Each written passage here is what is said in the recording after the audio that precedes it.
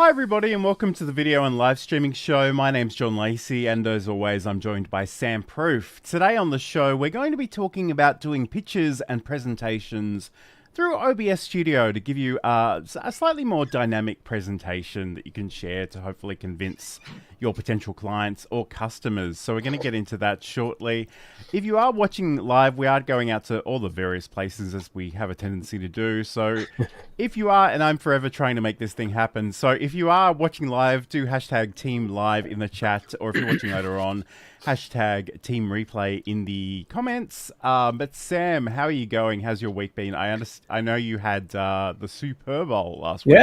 Yeah. Last week was a hyper busy week, and now I'm like, now what do I do? Like I spent every day of the last 2 to 3 weeks pretty hectically busy, and then the last 48 hours before last Sunday just in complete overdrive mode, getting ready for the Super Bowl, which it was great. We had a lot of fun. I'm glad it's over.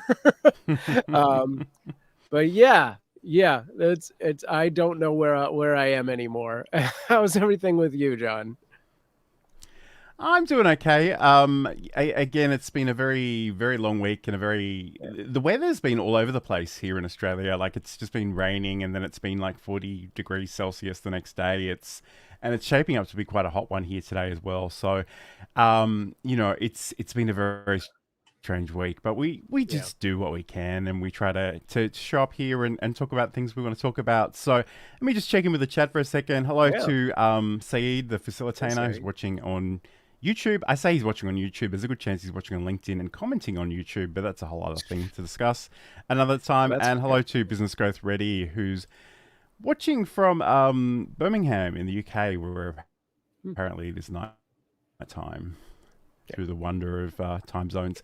So thank you for joining us today. Today we are talking about actually working with OBS to maybe improve I guess the production values to some extent of the things that you're presenting, and whether you're presenting them sort of one-on-one or to an audience, and how you can use OBS to help you do that. So let's get stuck in.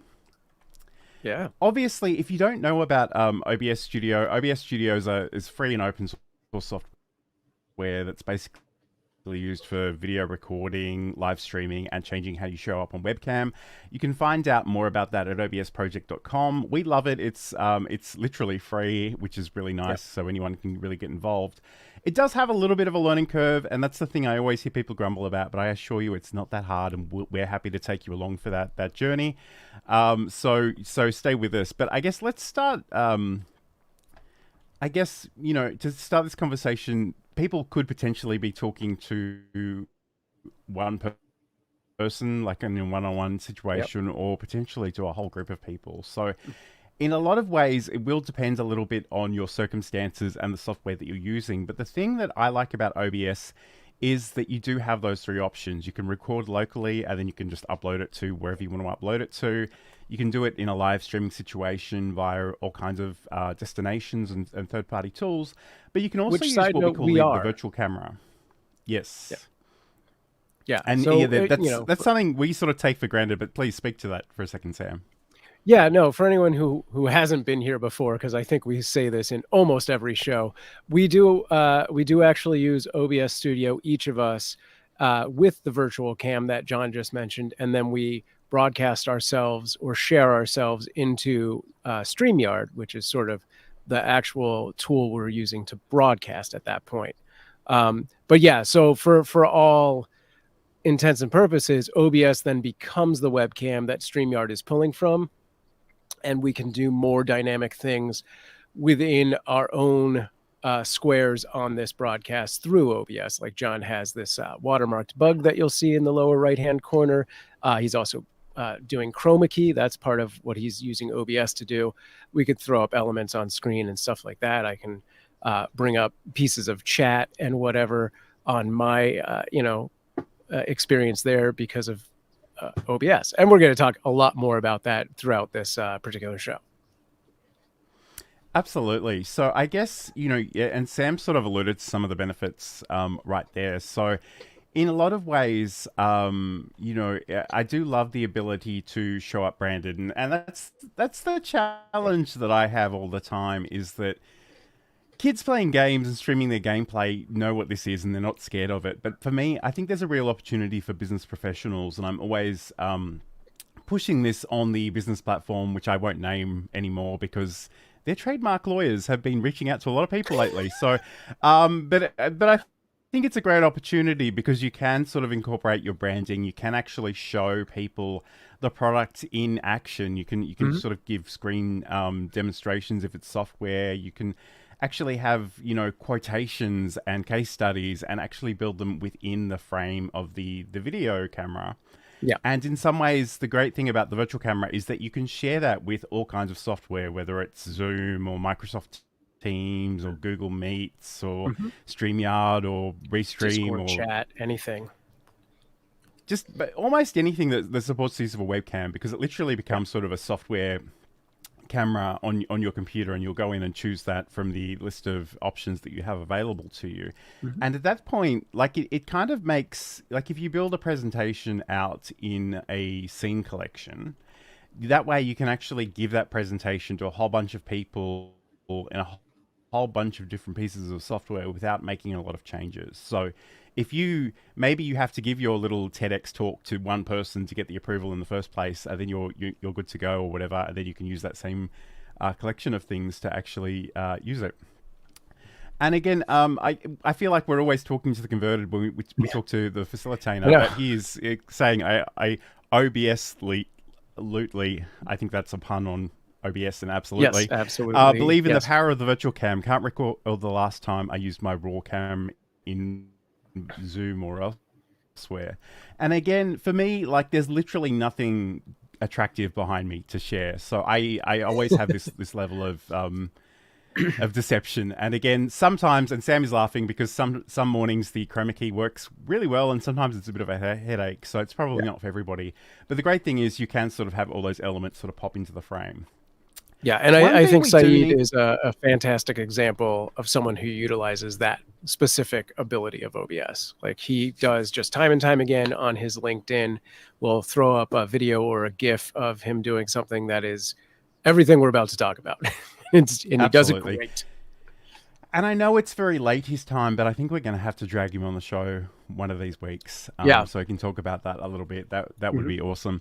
So I guess the thing we do need to let you know, though, is that the virtual camera is very much just for visuals. Your audio will be handled separately. So in a lot of ways, that's not usually a problem. You select your camera in OBS, and then you just select your audio device in the software that you're using. But just keep in mind that if you are sharing videos within your presentation, they won't automatically be picked up. So you'll have to think a little bit about how that actually works. So just keep that in mind as well. Yeah. All right. If you do decide that you have video that you need the audio to be heard through, you are most likely either going to play it in whatever actual software you're using, Zoom or Google Meets or StreamYard or anything like that. Or there is a workaround. It's a slightly more technical workaround in which you can get an audio plugin that's, gosh, I can't remember what it's called right now. It's like virtual audio channel or something along those lines. I don't know if John remembers what it is, but it will. I think it was like the VB audio cable. Yes, that would be the one. Yeah. Again, you essentially turn your digital signal into a, or your audio into a digital signal that can be shared. Anyway. Yeah. I mean, you certainly can do that. But again, I think for most people, I would just say, like, don't actually incorporate videos unless you just want the visual element, and maybe you can just talk through them. So personally, again, it's worth sort of thinking about what you want to do. And I guess we spoke about this when we spoke to Walter Strong III. We do love OBS, but it is really important to sort of do a little bit of planning and a bit of thinking through of how your elements will come together, and just doing that ahead of time. I know in StreamYard, Livestreaming Studio, we can really just ad-lib a lot of things, but I think it's worthwhile to sort of plan out your streams a little bit here. So I'm gonna actually play you a video because I think and that's another thing I like to tell people is sometimes it's too difficult to demonstrate things live, and sometimes it is worth having some pre-recorded material. So I'm going to just quickly show you a bit of a video about what I do with the virtual camera and just how you can set up your first scene in OBS. Learn how I go from this to this in any software that supports the use of a webcam via OBS Studio. OBS Studio is free and open source software for live streaming, video recording, and changing the way you look on camera. Today we're going to take a look at the OBS virtual camera. In OBS Studio, click the Start Virtual Camera button. In your software of choice, choose OBS Virtual Camera as your camera. Let's build out our scene. To add your camera, go down to the sources, click the plus sign, go to the video capture device. Add a name, click OK, select your camera from the list, adjust your settings.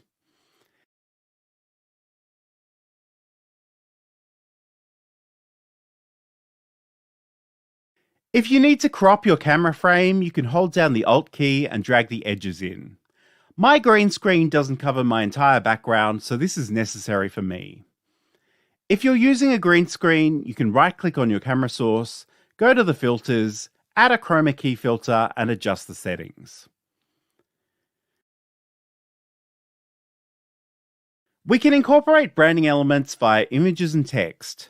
Let's add a background, a logo, and a promotional image.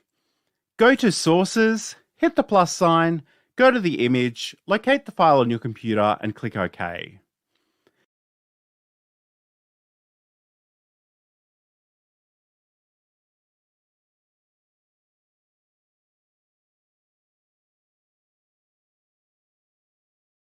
If you're using a GIF or PNG file with transparency built in, OBS will recognize that as well.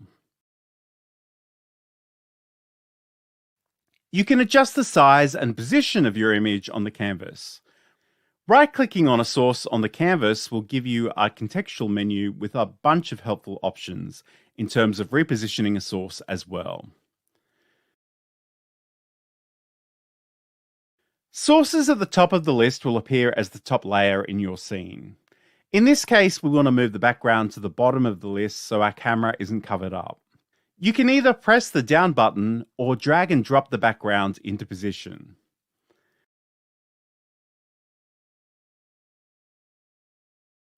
To add some text, click on the plus sign and select Text GDI+.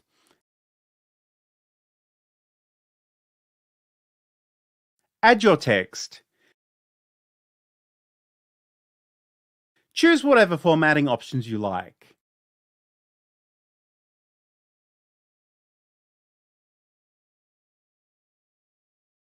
Click OK. You can now resize and reposition your text.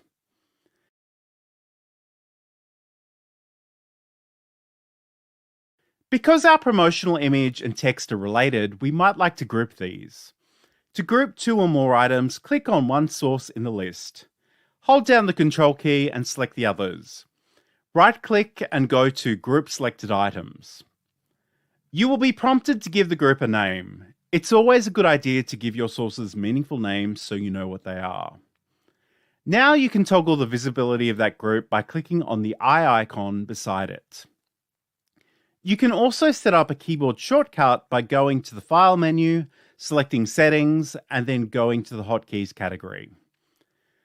You can filter by promo, which was the name we gave this group. Click into the Show Promo box, press your keys, repeat this action for the Hide Promo box.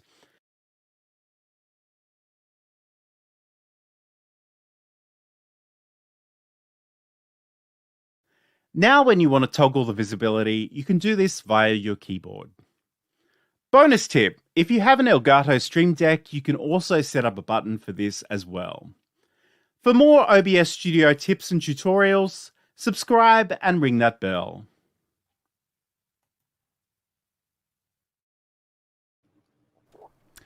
Okay, so there was a bit of an overview of how you can set up that initial individual scene. And again, like your presentation can be as simple or as elaborate as it needs to be. Every single person in the chat has basically called out to the fact that VB audio is the thing that Yeah. Sam was referring to. So again, That is right. it's actually not something I've used in a number of years, but it is certainly an option that's available for you. And if you want to learn more about that, you can head over to vb-audio.com. Yeah.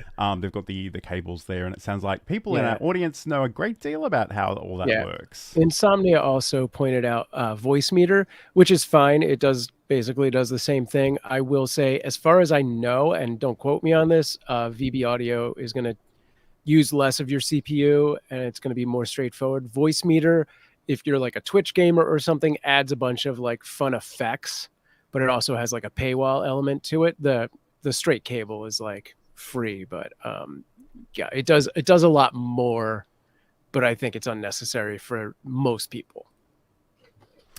I must admit, I have paid for one of those voice changing tools, and I've never used it for anything professional, but it is a lot of fun when you're just goofing off by yourself. Right. So again, it depends a little bit on your use case there. Yes. Hello to CG, who's joining us in the chat too. CG. Great to have your company today. So we are talking about using OBS Studio to maybe think about how you can work on making your presentations a little bit more engaging. So that's what we're going to focus on today. We've spoken about the virtual cam. Just keep in mind too that it's really, once you've got the stuff happening in OBS, you click the start virtual camera button, then you go to your software and you just choose that as your camera from the list. So it's pretty straightforward. People are sometimes concerned about audio lags, but I've never had that problem. I don't know if you have, Sam, but I haven't really experienced that myself. I don't think I've had lag problems related to that necessarily, but I will say with the Cute Avalanche, where we have a 24/7 kitten cam, after several hours, yes, there is some sort of lag thing happening there where the audio is actually much earlier than the video in general. So I think if we were to do one of those, if we did the virtual cable for our audio, I think that would mitigate that issue. Okay, cool. And I guess it's worth noting too, and Business Growth Ready is noting that the Wavelink software gives you virtual inputs if you have an Elgato microphone. So there are all kinds of tools out there. Sure. So depending on what you need, but again, I think much of my mission is just not to scare the newbies and just to get you started with your microphone and a couple of things in the camera frame. So, but we know we do have some enthusiasts, some pretty clever people in our audience, which is lovely. So I think the biggest issue we were looking at was getting audio from videos that are playing in OBS, not necessarily the mic itself. But yeah, I mean, all of those things could potentially present issues later down. So. Yep. And I guess in a lot of ways, my advice generally is just try it out. Like do some test runs, have a guinea pig. And I guess the other thing too in OBS is you can go through the motions of doing that and just record it locally, and you can watch it back and just evaluate how you think that went. So we're going to come back and talk about actually demonstrating software and tools and branding and calls to action. So stay tuned for that. We are constantly training our cats every interaction that we have with them. So when Johan would get on my counter before, this is 10 years ago, before I was the cat expert that I am now, Johan would jump on the counter. What was the first thing I did? I'd say his name, Johan. He loves that. That's a reward for him. He said, you just said my name. I would go over to him and I talk to him and be like, you can't be on the counter. Johan loves when I talk to him. Ding, that's another reward for Johan. I'd pick him up and put him on the ground, but I didn't want him to think I was mad at him. So when I'd pick him up very nicely and kiss him on the head and say, I love you, but you can't be here. I'd put him on the ground. I had just done 3 things that rewarded him for being on the counter. So I was encouraging him to continue doing that. And that's a segment from Sam's podcast, Just Kidding Around, which you can learn more about over at cuteavalanche.com. This is the video and Livestreaming Show. Today we're talking all about using OBS Studio to improve your pitches and presentations, whether they're happening sort of one-on-one or to a whole group of people. And I think one of the great things about OBS that I particularly love is the ability to share my screen, but not just share my screen in the way that you do in a lot of the software, but actually to have a lot of control over what I'm sharing and how I'm sharing it. And again, I'm just going to go back to the comments because I know Saeed said something about this a little bit earlier. Sure. So He writes, even just the ability for cropping, zooming, and aligning yourself makes a huge difference. And I think that is definitely true. Again, we've spoken a little bit on this show about the fact that I'm always in front of a green screen, and sometimes that's wonderful and sometimes that's painful. It kind of just depends on the day and a whole bunch of factors. But the thing I love about it is, as someone who makes a lot of software tutorials, I can sort of hit a button and sort of immediately have the screen behind me and be within the frame. If you're not in front of a green screen, you can certainly just sort of crop yourself and put yourself in a shape and still be on frame as well. That's quite cool. But again, I love the ability of showing people, and a lot of people prefer to see the steps and the actions rather than just talk about it. And it's something I kind of wish we could do a little bit more of on this show. But again, sometimes it is just easier to do things pre-recorded and share the recording. So it just depends on what you're doing. But let's talk about the different options we have to share screens, Sam. So I know we've got the display capture and the window capture, which are generally the things I use. But I know there are also the browser and even the game capture. And people ask me about the game capture, and I just go, I've never played game. I barely play games ever. So I've never actually had a need to use that. But I guess it's worth knowing it's there. So what do you recommend people think about in terms of sharing their screen with those sources that we have available to us? So I think the things you need to really think about before you decide which method you're going to use to capture is like what needs to happen through that site that you're accessing or application or whatever it is. Are there going to be windows that pop up within it? And, is there going to be things you need to interact with, fields and whatever. So the big differences are if you do a display capture, everything that is on one particular monitor will be seen. So if I go and I'm going into a website and it has windows that pop up, if I want my audience to see that, I need to do a display capture. If I'm doing a window capture, the minute that pop-up happens, it's gone from their view. They're still in that initial window. So they won't see anything but that one window. If you're doing something and you want to show people an example of like, so when we come here, we're going to fill out this grid in this way.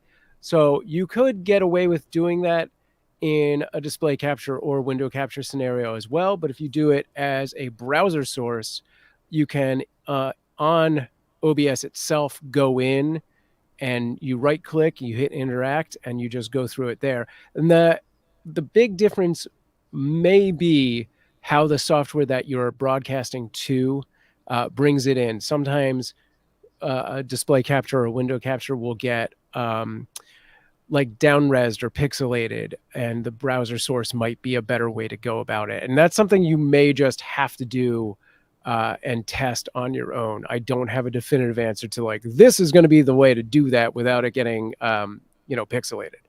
As for game capture, I also have not used that a lot myself, but it acts very similar to the browser source, but it just does it for games. Sure. And it's funny in some ways, and because I've been in a lot of meetings, a lot of video meetings where people have accidentally shared the wrong thing. Right. I'm a big fan of having multiple monitors and just making sure that there are some things that are always on the monitor I don't share. And I need to take a photo of this, but I'm always self-conscious of the fact that my cabling situation on my desk is just a nightmare, and it's embarrassing, and I don't want anyone to know. But essentially, I have a horizontal monitor.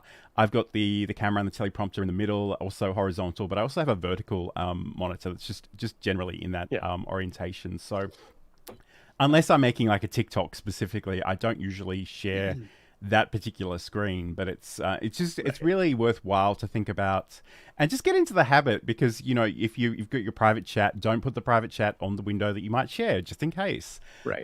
So there is that. But I guess the thing with the window screen share essentially is that you're sharing a particular application, and again, depending on what application that is and whether you need to show multiple files or different browser tabs.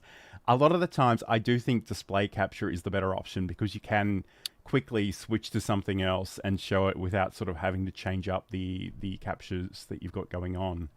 But again, all of this requires a bit of thought and planning.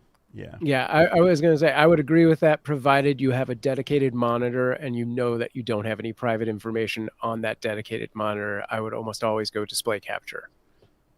Yes. And again, I think that's a great call out, because I think in some ways people, when they start going live, they're really worried about saying the wrong thing or looking dumb. But truthfully, I think the bigger risk in a lot of ways is unintentionally sharing something you didn't want to share. Yes. And if there are, like, if you are demonstrating software and you have to do something and it shows, a stream key or a password or some private information, it's probably a much better idea to take a screen capture of that as an image, blur out, obscure, whatever you need to do, and then share that image as part of the presentation.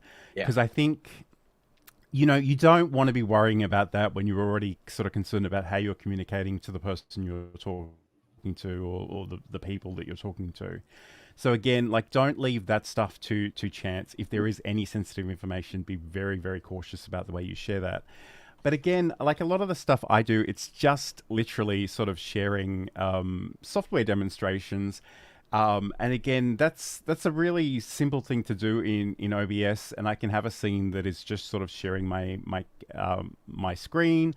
And again, I guess the other thing, and I don't always tell people about this, but once you've set up your first scene, you can duplicate that by right-clicking and just go to make a duplicate, to make a copy of that, and then you can sort of toggle things on and off. So I often have me in the corner of one screen with the screen share in the background, but sometimes the thing I want you to see is where I am. So I have to take myself off the camera, but again, just make sure my mic is still working there as well.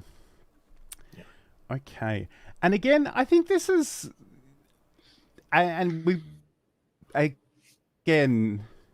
think we should try and force a commitment from Sayed publicly, so we can call in on this. But again, like, he comes from this facilitation world, which is very much about training and workshops. And again, I think this is a really great point. He writes, often it's basic but very powerful things like showing an agenda, having a timer, and a be right back screen that are game changers. And I think in some ways, like, we're showing you the cool, fun things to make it visually more engaging today. But again, there's a lot to be said for respecting other people's time, getting to the point, being on topic, and just making sure that you both understand why you're there and that you're working towards that common goal. So I think that's definitely worth keeping in mind. Okay, so we did have a question, and again, it could be a number of different things. So, but let's try and unpack this. So I think Alexander asked on LinkedIn during the week, and again, I'm going to just summarize this a little bit. So he's been using screen sharing in OBS. It was really great, though there were some difficulties regarding viewing the browser and the viewers not seeing that as sharp as normally expected. So he was wondering about that. So I guess in some ways, like, Sam, you've alluded to the browser capture input source, but I think for me, if anything's ever pixelated, it's probably one of two things. One, it's a reflection of your internet connection, and unfortunately there's probably not a lot you can do about that.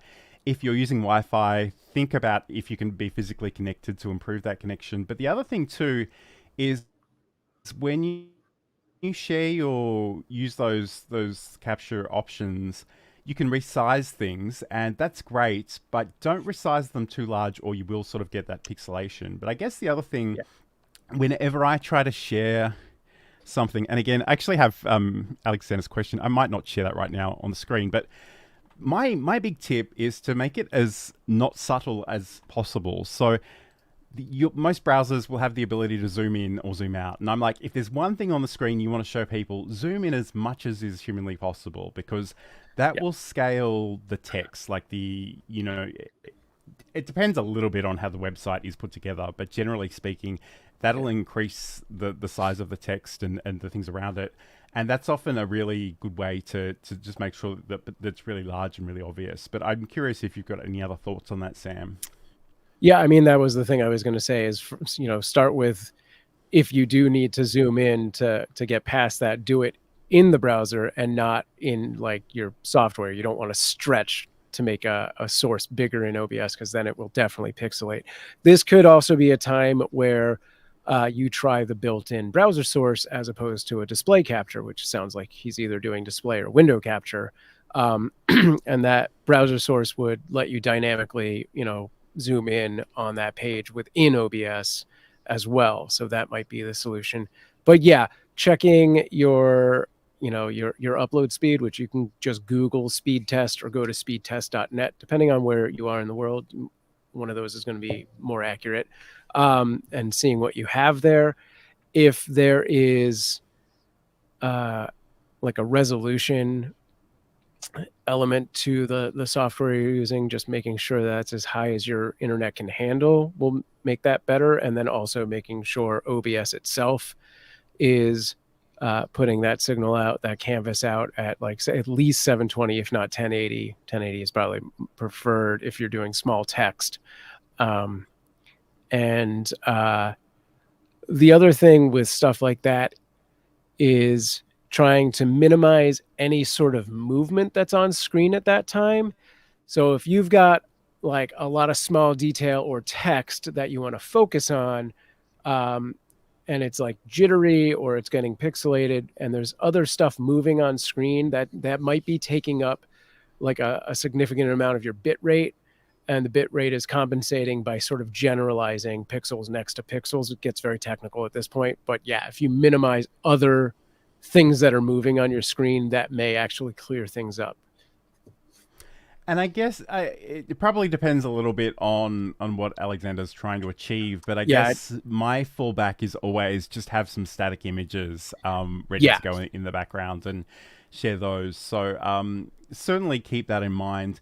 I think one other thing I just want to mention is that we've spoken about the virtual camera, and that is certainly one way of sharing the contents or the output, I suppose, of the OBS Studio stuff. But you do also have the ability to preview in different windows. And I guess the thing I would say about that is some software sort of prioritizes screen share over individual cameras. So depending on, and I mean in physical real estate, pixels on the screen. So sometimes you might want to use the virtual camera. Sometimes you might want to actually just make the presentation sort of full screen somewhere and share that as a window as well. Sometimes you might even want to do a combination of both, and potentially just have a few different options. So, and I guess I want to make sure I cover as much of this as is humanly possible before it leaves my brain, but. Yeah, I was going to say also, like, if they are watching from like a YouTube or a Twitch or something like that, then each person might have their own video player set to a specific resolution or even auto, which may be compensating. So they themselves then need to go in and like make sure that is at the highest quality they can handle. That's a great point. And I was just going to mention too that like sometimes, depending on how you decide to share your screen, it'll give you options to share the cursor or not share the cursor. Again, as someone who does a lot of software tutorials, I want people to know where I'm clicking. So I usually like to make sure that one's on. But there are certainly a number of things to unpack here. And I kind of want to do an entire article about this on the Learn OBS Studio newsletter. But right now, we're going to come back. We're going to talk about branding a little bit more because, again, it's sort of the great opportunity of OBS Studio and especially the virtual camera. So we'll watch this and we'll come back in just a second. Hi, I'm John Lacey. And in Build a Presentation Muscle, I want to talk about finding your voice, refining and sharing your message, using tools and technology to share that message, and looking after yourself as a creator.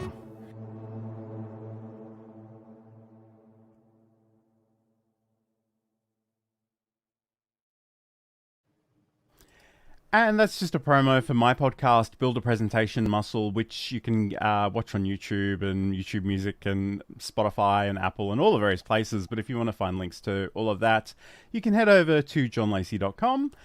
Okay, this is the video and live streaming show. Today we're talking all about how you can up your presentation game or your pitches in OBS Studio across a whole bunch of different applications and pieces of software. So we've spoken about the virtual camera. We've spoken about sort of demonstrating software in particular with the screen share capabilities. But let's talk about actual visual branding.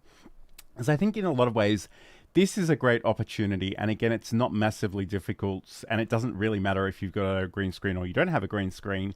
Like, especially for me, like, if you're an author, the ability to press a button on your keyboard or your Stream Deck and have, the artwork of your book physically appear behind you, and maybe a QR code or some information about where people can get it.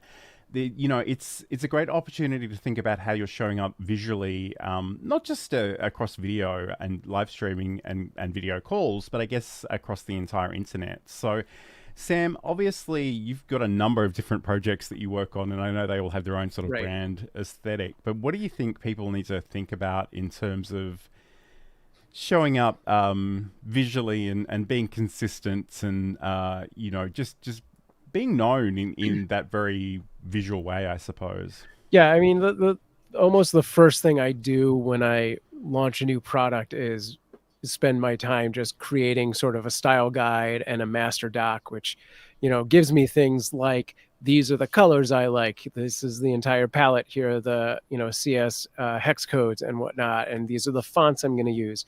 And really what you want to be looking for, because you're dealing with like online stuff, is fonts that are going to show up really well either on a television or on a phone. Like, I personally stay very far away from any kind of cursive or flowery fonts because they're only going to work at one size pretty much. They're going to be like a 72-point font, and you'd better be on a desktop or you're screwed, because too big, it's going to look weird. Too small, you're not going to see anything.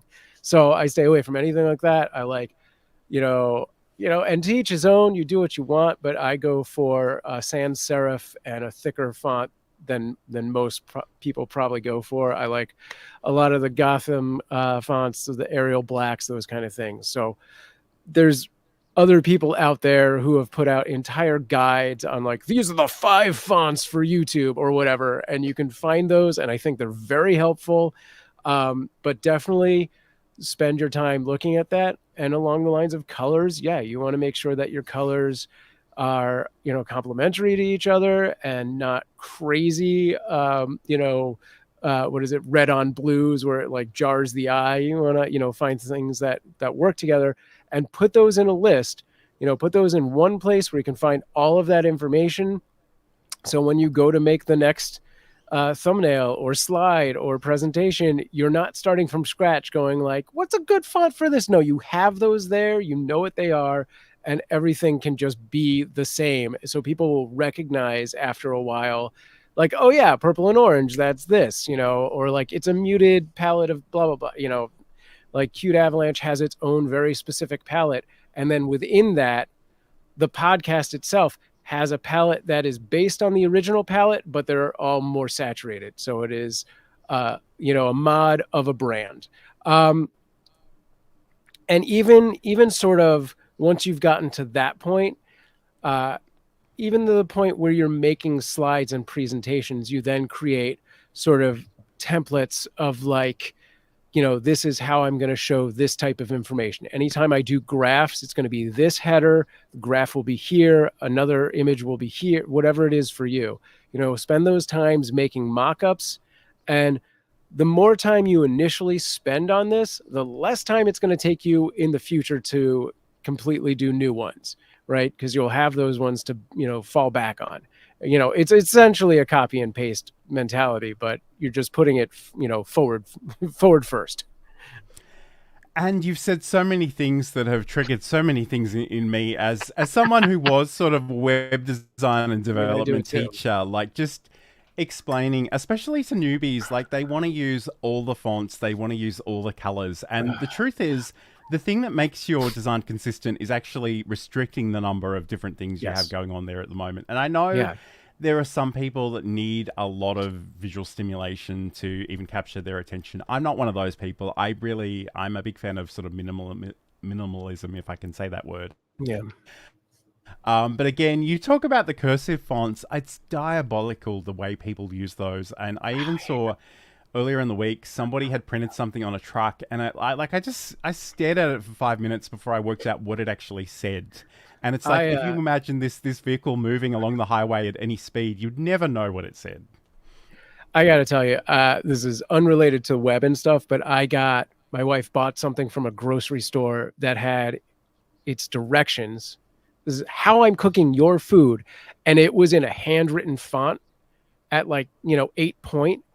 And even with my glasses, could barely make out what I was supposed to do. And I was like, who got paid to do this? And who approved this? This is the worst thing I've ever seen. It was so stressful. So yeah. I wanted to add a note how these things. Go on. I was just going to say, I neglected. You go ahead. Yeah. I neglected to say one thing is when you finally picked out your color palette and your fonts and you've got a logo, you're probably going to have at least one logo, if not a few images you use repeatedly. Look at them on both a light and a dark background, because so many people nowadays are using dark mode and some people still use the, not dark mode. So you definitely want to see how they look on those screens. Absolutely. And I just wanted to bring up this comment from Saeed. There is also such a thing as overbranding. If your virtual camera looks like a 90s website, it is probably too much. And again, from my teaching days, I had this example, and I'm not going to share it with you, but it literally popped up on my Facebook memories earlier today. And it was for a local Asian grocery store. And they had this reoccurring background image of their shelves, which just repeated for the entire website, and every element on top of it had a bit of transparency, so you could literally not even see the products or read anything. It was so awful. And again, a great thing about that was that I could go into the developer tools and remove that image, and instantly it sort of became 60% better. So in a lot of ways, I encourage people to think about removing things rather than adding things. But I guess the other thing that Sam sort of mentioned was about the use of templates. And I think templates are amazing. I think they can save you a lot of time, but I think it's worthwhile building out your own templates or having a real graphic designer build them for you, because we live in this world, and I don't really want to pick on this particular software company, but I'm going to talk about it. Canva have their templates, and they have all kinds of lovely, pretty templates, but they're not really designed for you or your product. And again, people just go there and they like, that looks pretty, I'll choose that. So every single time they pick a different template, everything looks different. You don't know if you're getting the same content from the same person. And it's not to say that things have to be the same forever. And in fact, there's a very good case for interrupting your visual design style from time to time. But again, there have been times like I've had new podcasts pop up into my app, and I haven't gone to listen to them because the thumbnail just didn't look like the person I would expect them to come from, because they decided to do something a little abstract that week. So again, just keep that in mind. And again, Business Growth Ready is talking about using 16.8 million colors and using word art and rainbow vomit. I think that's a very... let me add to this. So yeah, to amend what I said about getting your brand colors, I would advise about 3 to 5, right? And 3 of those are going to be the colors you use 95% of the time. The other 2 are used to compensate for either light mode or dark mode, right? So that's essentially how I use my colors. You may find it necessary to have 7 colors. Anything beyond that, and you're just doing too much. Like, it's crazy. Like, those other 2, if you go to 7, are for very specific use cases, most likely. So yeah, 3 to 5 colors is all you should have, and like go with that. And along those lines, go on. Along those lines, one filter, one effect. That's it. You neither want to drop shadow or you want to glow. Anything beyond that, you are just being like, look at everything I can do, and that's terrible. And as the person that designs our thumbnails, I'm feeling slightly called out by that, but I will take it as it comes. No, I've seen some crazy stuff out there. I think what you do is warranted. I think everything in our thumbnails is on par, and everything can always be better. I will always be able to point something and go, this should be bigger, this should be smaller, whatever. This should have a glow. But yeah, if I had problems with our thumbnails, I would either say something or do it myself. Okay.